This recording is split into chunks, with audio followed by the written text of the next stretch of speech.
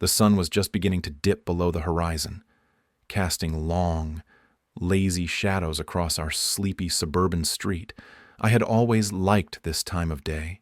It felt like the world was exhaling, settling into the evening's calm embrace. The rows of houses, each a mirror of the last, were just starting to glow with the warm, inviting light of dinnertime routines. It was a picturesque silence, only occasionally interrupted by the soft rumble of a car returning home from work. I like to think of our neighborhood as a peaceful little enclave, a place where the biggest excitement was the annual block party or the occasional lost dog. My home sat nestled at the end of the cul-de-sac, a quiet sanctuary from the world. That's what I had thought. At least, until she arrived. Karen. The name itself had become almost cliché, burdened with expectations and stereotypes. She moved in 2 doors down, bringing with her an aura of superiority that seemed too large for the modest space of our narrow street. She wore her authority like a badge of honor, and it wasn't long before she appointed herself the unofficial overseer of our homeowners association. The whispers of her arrival had barely settled before she was knocking on doors, pamphlets in hand, ready to share her vision of neighborhood harmony. Her idea of harmony, as it turned out, involved a lot of rules about lawn height, rules about mailbox aesthetics, rules that seemed to emerge from thin air, concocted in the crucible of her peculiar sense of order.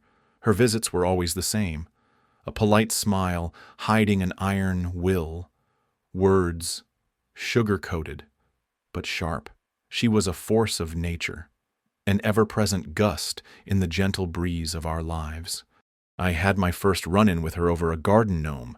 It was a gift from my late grandfather, whimsical and slightly weather-beaten, a cheerful guardian of my roses. Karen, however, deemed it an eyesore, a blight on the community's image. She made her opinion known, of course, in that particularly grating way of hers, half suggestion, half command. I didn't argue. The gnome stayed. I had learned long ago that some battles are best fought with patience, not confrontation. Besides, it was my driveway that turned out to be the real battleground. Her car was a pristine white SUV, polished to reflect the neighborhood's every nuance. It often found its way into my driveway, blocking my exit like some misplaced chess piece.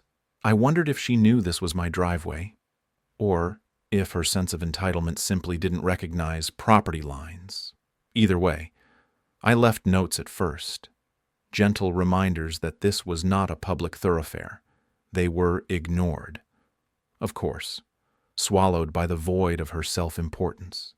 It was a minor inconvenience, I told myself, a small sacrifice for the greater peace. I reminded myself to breathe, to let it go. But oh, how Karen's little transgressions began to pile up, each a tiny rock that would eventually form an insurmountable wall.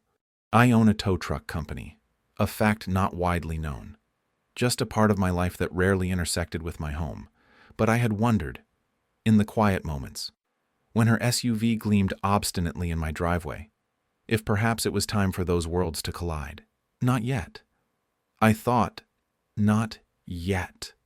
There's beauty in patience. I just needed to wait for the right moment, like a spider with a shimmering web. I bided my time, knowing the dance had only just begun. The morning sun stretched its fingers across my driveway, illuminating the fresh streaks of chalk lines Karen had so graciously left behind, each mark a reminder of her overzealous adherence to rules only she seemed to understand. It was her newest ploy, an attempt to delineate the supposed boundaries of her authority and mine. Her chalk marks were the battlefield lines drawn in our suburban war. She had decided that my driveway was not to extend beyond a certain point, one she arbitrarily determined. And there was a citation in my mailbox to prove it. A crisp, white envelope marked with the HOA emblem, her imprimatur, inside.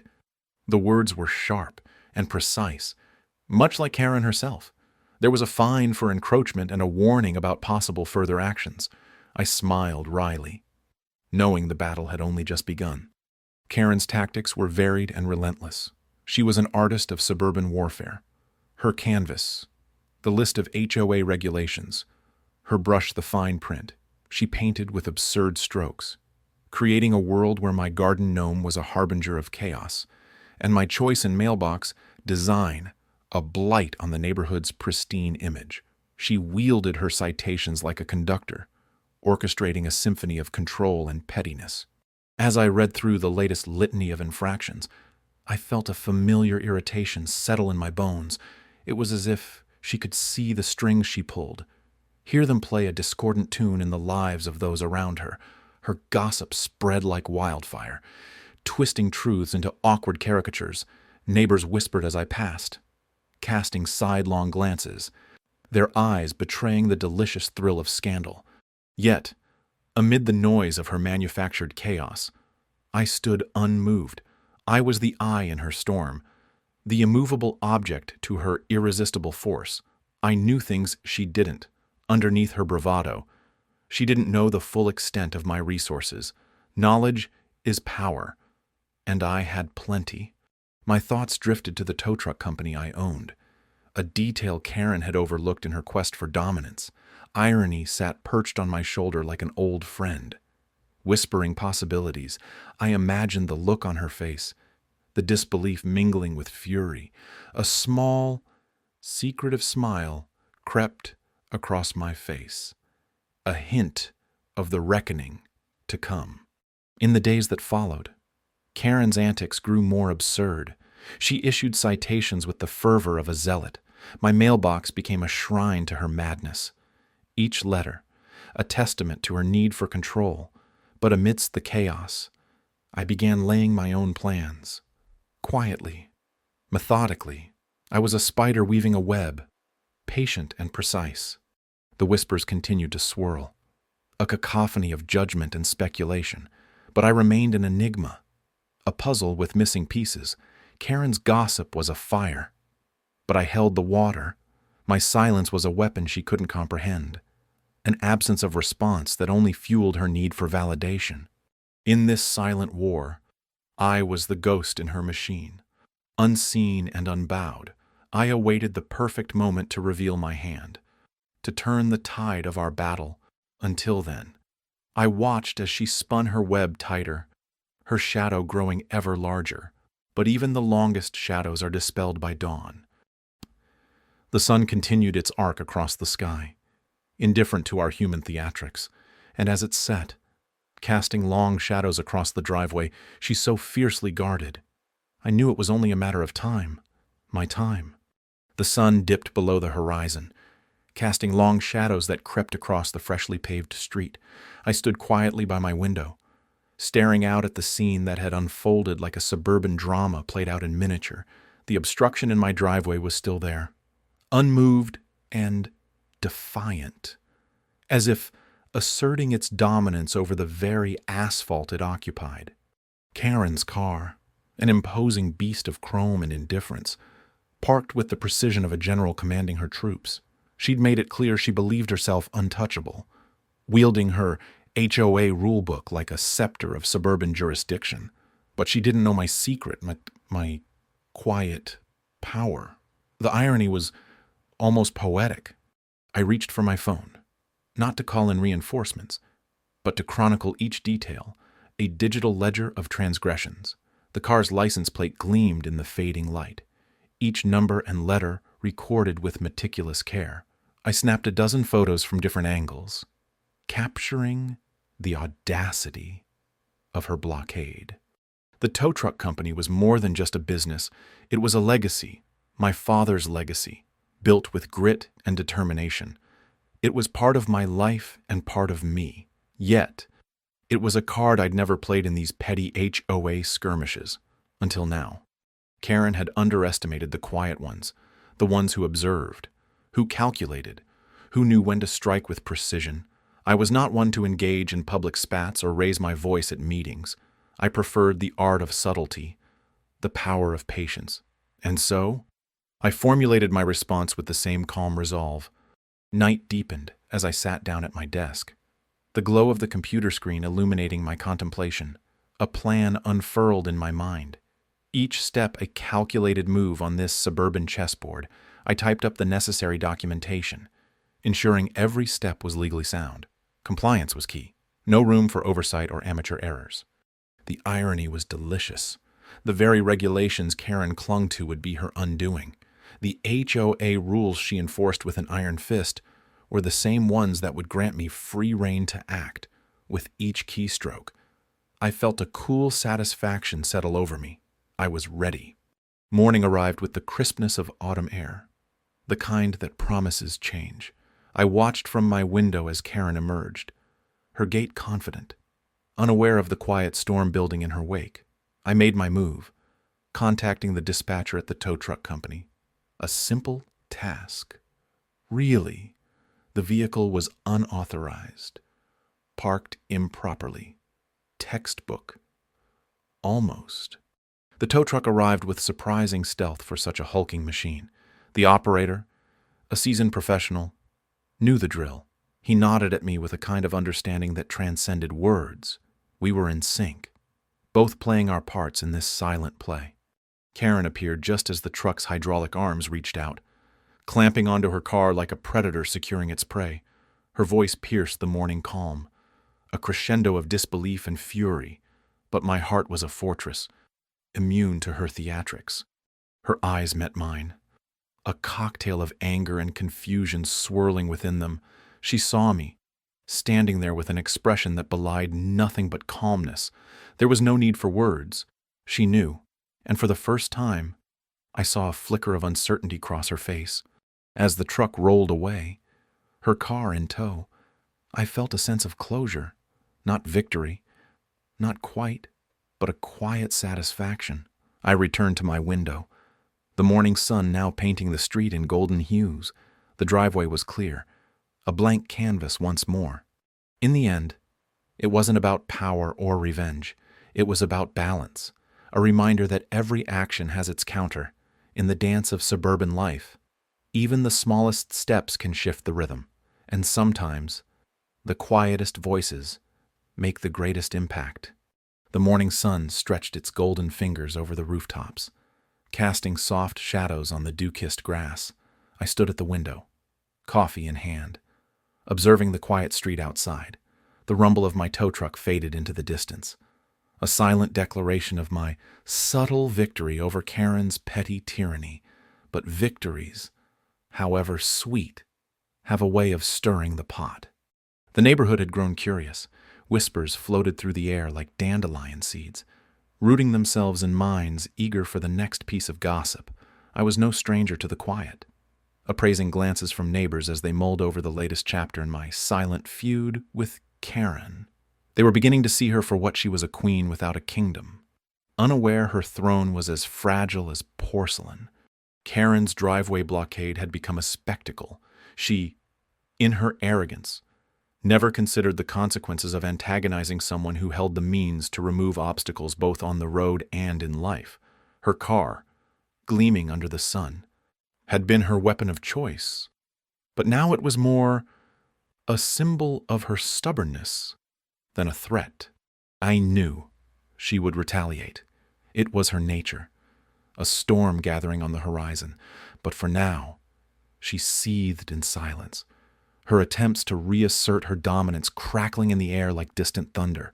Yet, the neighborhood sensed the shift. They saw her car disappear in the morning, replaced by the absence of her presence in the evening. A quiet victory for those tired of her reign. The neighbors began to murmur about fairness, about respect, about how power should never be wielded like a cudgel.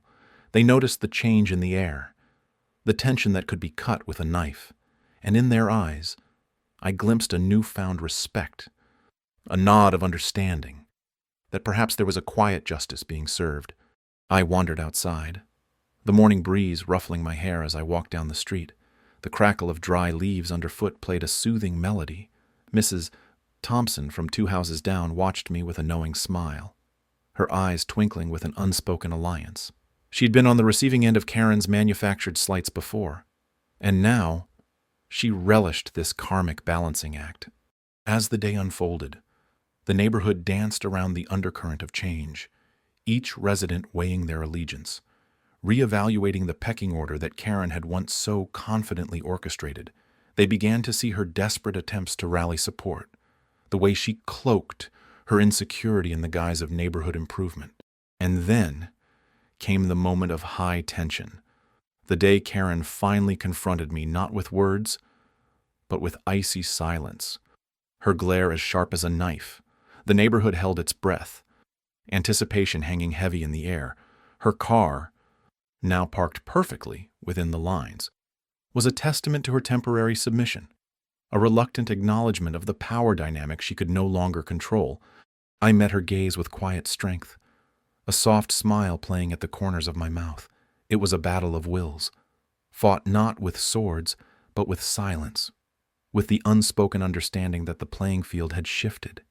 The whispers in the neighborhood grew louder, now a chorus of approval, a celebration of the unexpected hero in their midst. The tension eased, replaced by a sense of community solidarity, a collective realization that sometimes the quiet ones are the most powerful players on the board. The evening sun dipped below the horizon, casting long shadows that danced across the street. I stood at the window once more, watching the darkness envelop the neighborhood in its comforting embrace, the calm after the storm, and as the stars blinked awake in the velvet sky. I knew the battle was far from over, but for now, the night was ours. The morning sun draped its light lazily over the neighborhood, casting long shadows that seemed to stretch out like the memories of the past week. I stood by the window, watching the street slowly come alive. The last remnants of Karen's audacity lingered in the air, like a stubborn storm cloud refusing to part ways with the horizon. Her car, parked like an unmovable boulder, had been removed, but the echo of her actions lingered. I had spent the weekend meticulously crafting my response, not one of anger or chaos, but of quiet, calculated retribution. It was not in my nature to lash out impulsively. No, my weapon of choice was patience, sharpened by a lifetime of dealing with people like Karen. Legal documents lay spread across my kitchen table, a testament to the power of knowledge and foresight. Homeowners Association guidelines, municipal codes, and a detailed plan crafted with the precision of a watchmaker. Each piece of paper was a step in a dance that Karen didn't know she was a part of. The irony was almost poetic. She played her hand too early, believing the power of the HOA shielded her like an impenetrable fortress. But every fortress has its weaknesses, and I had found hers. The bylaws she wielded like a sword were the very ones that would lead to her downfall. The claustrophobic tyranny of her rules was about to be her own undoing. I filed my complaint with quiet efficiency, like a craftsman adding the final brushstroke to a masterpiece. The irony lay in its simplicity, a single sheet of paper, yet heavy with consequence, waiting to unfold like a predator in the underbrush. The roar of a tow truck engine in the distance was a comforting sound, the hum of inevitability. I watched as it approached, a harbinger of justice clothed in bright, reflective paint. It was the very truck she had tried so desperately to avoid, now here to serve a purpose far beyond the mundane task of towing. This was a statement, a closing argument in a case only I knew was being tried. Karen's face appeared at her window, eyes wide with a mix of disbelief and a dawning realization. She watched as the truck maneuvered with practiced grace, its operator a silent sentinel executing orders with precision. I stepped outside. The cool morning air, a welcome relief. Karen stormed out of her house, her indignation a visible aura. But words were unnecessary. I met her gaze, offering the smallest hint of a smile, a silent acknowledgement that we both understood the gravity of the moment. She opened her mouth, but the words faltered, choked by the reality she faced. The tow truck operator, unflinching and unfazed, completed his task with mechanical efficiency. Her car was lifted, tires leaving the ground as if shedding the weight of her perceived authority. As the truck rolled away, carrying with it the remnants of her hubris, I felt a quiet satisfaction settle in the pit of my stomach. For Karen, This was an awakening, a lesson in humility, delivered by the very system she thought she commanded. For me, it was a reminder of the delicate balance that exists within every neighborhood, a dance of patience and power, where every step matters. The world returned to its serene state, the echoes of the tow truck fading into the distance. I turned back toward my house, feeling the warmth of victory, silent but profound, radiating like the sun now fully risen in the sky. The sun barely crested the horizon as I stood at the window, watching the early morning shadows stretch across the neighborhood like lazy cats. Karen's prized sedan, a gleaming monument to her stubbornness, still occupied the place it had no right to be right across my driveway. Her defiance was almost admirable, in a reckless kind of way. Last night's spectacle was a satisfying culmination of weeks of silent skirmishes. The tow truck company, my tow truck company, had pulled away with her car amidst a cacophony of indignant shouts and the flashing of smartphone cameras. Justice, it seemed, had found its mark, even if it had to weave through a web of ironclad homeowners association rules and Karen's endless complaints to get there. The morning air was crisp, carrying a hint of the fallen leaves' earthy decay. I stepped outside, the crunch underfoot echoing like a chorus of whispers urging me on.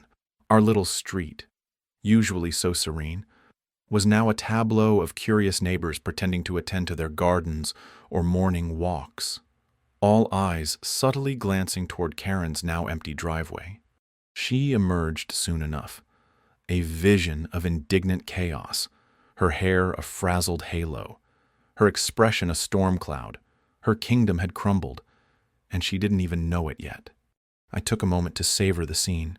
Retribution, like a fine wine, requires careful appreciation. Karen was the kind of person whose life was measured in petty victories and imagined slights. Her car was her chariot, her scepter, her claim to this suburban court, and now, without it, she was just another dethroned ruler in a bathrobe and slippers. I could feel the neighborhood holding its collective breath, waiting for the inevitable confrontation. But this time, there would be no shouting, no dramatic scenes. Karen's voice, now a sharp edge against the morning tranquility, cut through intermittently as she attempted to rally some semblance of support or sympathy. She found none. Her allies, it seemed, were as ephemeral as the morning mist. As she turned her fire towards me, I simply watched her from across the street, leaning against my truck. The steel behemoth was more than a tool. It was an extension of my resolve, a silent testament to the quiet power that comes from patience and preparation. Karen's words, laced with venom, barely reached me. They were the frail attempts of a dethroned ruler, desperate to reclaim relevance. I met her gaze with the calm certainty of someone whose actions have already spoken. The irony of her predicament seemed to escape her entirely. My reply was simple, a polite nod and a quiet comment that passed between us like a shadow, a reminder of the rules she herself had championed so vigorously.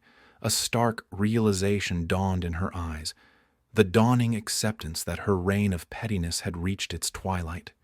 The street seemed to exhale. The tension of months dissipated into the cool morning.